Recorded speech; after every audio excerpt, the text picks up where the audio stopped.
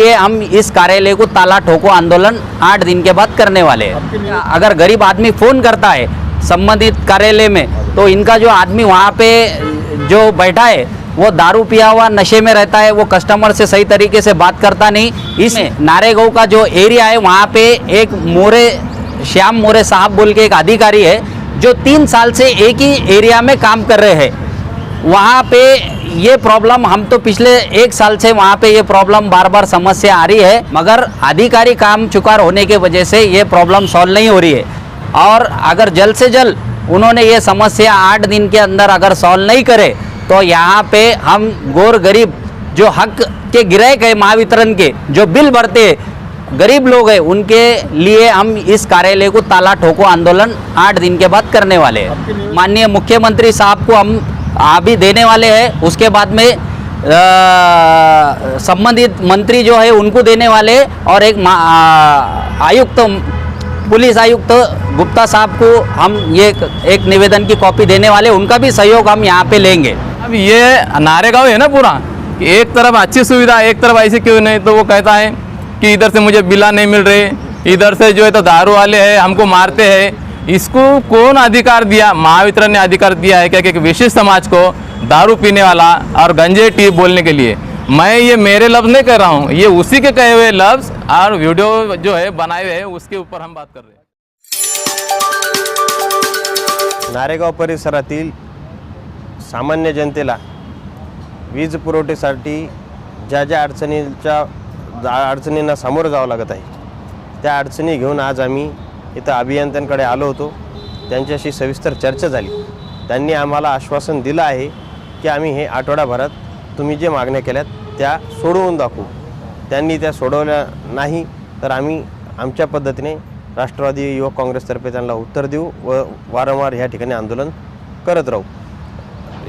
गरीब जनता असेल, तिथले रोज 1-1 तासाला लाईट उडते आहे, त्याच्या मागचे काय कारणं आहेत त्याच्यासहित सविस्तर आम्ही त्यांना या निवेदनात सादर केले। त्यांनी हे लक्षात घेऊन यापुढे काम करावं अशी आम्ही त्यांना एक आदररूपी विनंती केलेली आहे। परंतु आमच्या या विनंतीचा त्यांनी बांध फुटू देऊ नये, त्याच्या आधी त्यांनी हे काम तात्काळ पूर्ण करावं अशी आम्ही त्यांच्याकडे विनंती केली। मागण्या नारेगाव परिसरातील अनेक लघुउद्योग आहेत त्याचा आणि नारेगावच्या जनतेचे जे घरचे लाईटची सुविधा असते त्याचा डीपी वेगवेगळा करून, जेणेकरून त्या लघुउद्योगवाल्यांचा लोड नारेगाववाल्यांच्या घरावाल्यांच्या विजेवरती येऊ नये यासाठी एक निवेदन होतं व तिथले जे अधिकारी आहेत त्यांनी अतिशय लक्ष देऊन त्या ठिकाणी काम केलं पाहिजे, यासाठी आम्ही या ठिकाणी निवेदन करू। डॉक्टर मयूर सोनवणे, शहर अध्यक्ष राष्ट्रवादी युवक कांग्रेस औरंगाबाद। देखिए, आज हमारा शिष्टमंडल ये तीसरी बार हम इस कार्यालय में नारेगांव के संदर्भ में जो वहाँ की वीज पुरवठा संदर्भ में लोगों की समस्या है उसके बारे में आज हम यहाँ पे निवेदन देने के लिए मुख्य कार्यकारी अभियंता साहब को मिलने के लिए यहाँ पे आए थे, मगर उनकी जगह पे संबंधित दूसरे अधिकारी यहाँ पे बैठे हैं। उनको हमने कहा है कि नारेगांव की जो कई पिछले साल से जो समस्या बार बार जो बेचारे गोर गरीब लोग हैं जिनके बार बार लाइट चली जाती है, 3-3 दिन वहाँ पे लाइट नहीं रहती, और हमने जब माहिती लिया कि ये समस्या क्यों आ रही, वहाँ पे जो छोटे मोटे कंपनियाँ हैं उनको भी इसी लाइन में से लाइट दी गई। तो हमारी सबसे पहले मांगनी ये थी कि इनकी जो लाइट है वो सेपरेट करो, कंपनियाँ वालों की डीपी सेपरेट करो, और जो घर है जिनके घरकुल एरिया है वहाँ के लाइट की डीपी अलग करके उनको जो वायर हल्की क्वालिटी के वहाँ पे डाल रहे हैं भ्रष्ट अधिकारी, वहाँ पे कुछ लोगों से हाथ मिड़ौनी करके वहाँ पे जो हल्की क्वालिटी के केबल यूज़ कर रहे हैं जिसकी वजह से बार बार वो केबल टूट रही है, इसके संदर्भ में। और दूसरा जो कंप्लेंट आती है, कोई अगर गरीब आदमी फ़ोन करता है संबंधित कार्यालय में, तो इनका जो आदमी वहाँ पे जो बैठा है वो दारू पिया हुआ नशे में रहता है, वो कस्टमर से सही तरीके से बात करता नहीं, इसलिए लोग बार बार एमईसीबी के कार्यालय पे जाके परेशान होके वहाँ पे अपनी समस्या सुनाने के लिए चक्रा मारते और कई महीने तक उनकी प्रॉब्लम सॉल्व नहीं होती। ये एक प्रॉब्लम थी। और तीसरी हमारी प्रॉब्लम थी कि संबंधित विभाग में नारेगांव का जो एरिया है वहाँ पे एक श्याम मोरे साहब बोल के एक अधिकारी है जो 3 साल से एक ही एरिया में काम कर रहे हैं। वहाँ पे ये प्रॉब्लम हम तो पिछले 1 साल से वहाँ पे ये प्रॉब्लम बार बार समस्या आ रही है। एक ही आदमी 3 साल से एक विभाग में काम कर रहा है, एक एरिया में, फिर भी ये मसला सॉल्व नहीं हो रहा, तो इसका मतलब है वो अधिकारी कार्यक्षम नहीं है, उसके अंदर वो कार्य करने की उसमें क्वालिटी नहीं है। इसलिए वहाँ से ये अधिकारी को हटा के वहाँ पे एक सक्षम कार्यकारी अभियंता जो कार्य अपना वहाँ का संबंधित अधिकारी वहाँ पे एक नियुक्त करे और जल्द से जल्द ये जो मसला है जो एमएसी भी बहुत अच्छे से सॉल्व कर सकती है, बहुत आसानी से ये काम सॉल्व हो जाएगा, मगर अधिकारी काम चुकार होने के वजह से ये प्रॉब्लम सॉल्व नहीं हो रही है। ऐसा हमारा आज यहाँ पे कार्यालय पे निवेदन साहब को हमने दिए है और अगर जल्द से जल्द उन्होंने ये समस्या 8 दिन के अंदर अगर सॉल्व नहीं करे तो यहाँ पे हम गोर गरीब जो हक के ग्राहक है महावितरण के, जो बिल भरते गरीब लोग हैं, उनके लिए हम इस कार्यालय को ताला ठोको आंदोलन 8 दिन के बाद करने वाले हैं। आपके निवेदन में एक बात आपने और कही है कि वहाँ पे लाइट कट होने के बाद में कंपनी वाले अधिकारी के आशीर्वाद से आंकड़े डाल के चला रहे, इससे जो है तो लोड बढ़ जाता है और जो गरीब लोग हैं जो लाइट बिल भर रहे उनकी लाइट बंद हो जाती है, बिजली ब्लास्ट हो जाती है। ये बात इसके ऊपर क्या कहें? ये बात हमने साहब को बताई है कि गोर गरीब जनता तो लाइट बिल के साथ बिल भर के ही अपनी लाइट चला रही है, मगर कुछ कंपनी से बड़े बड़े जिनके वजह से बार बार लाइट चली जाती है और ये वहाँ के अधिकारियों के आशीर्वाद से ये चल रहा है। हम नहीं चाहते कि गोर गरीब जनता को त्रास हो, आंकड़ों से हमको कोई लेन देन नहीं, मगर उसके ऊपर जो लोड आ रहा है और लोड काहे से आ रहा, कंपनियों के वजह से आ रहा है। ये जो बड़े बड़े कंपनी को आप सर्विस अच्छी दे रहे,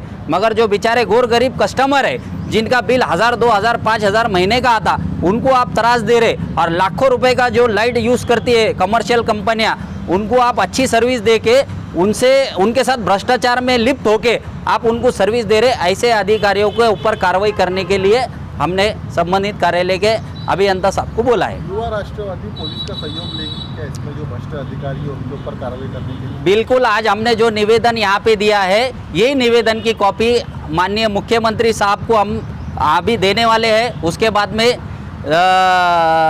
संबंधित मंत्री जो है उनको देने वाले और एक आयुक्त पुलिस आयुक्त गुप्ता साहब को हम ये एक निवेदन की कॉपी देने वाले, उनका भी सहयोग हम यहाँ पे लेंगे। आपका पूरा नाम और मैं कयूम शेख, राष्ट्रवादी युवक कांग्रेस कार्य अध्यक्ष, औरंगाबाद शहर जिला।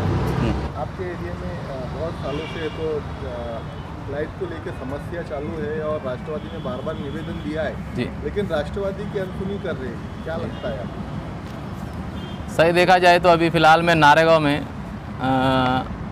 नारेगांव की आज आबादी जो है ना 25 से 26 हज़ार आबादी। आज 25 से 26 हज़ार आबादी के अंदर से नारेगांव 2 हिस्सों में बांटा गया है। एक सुखना नदी के पुल के पहले से जो सब मिक्स आबादी है और सुखना नदी के बाद में हम अगर देखा जाएंगे तो एक मुस्लिम बस्तियाँ हैं सारे।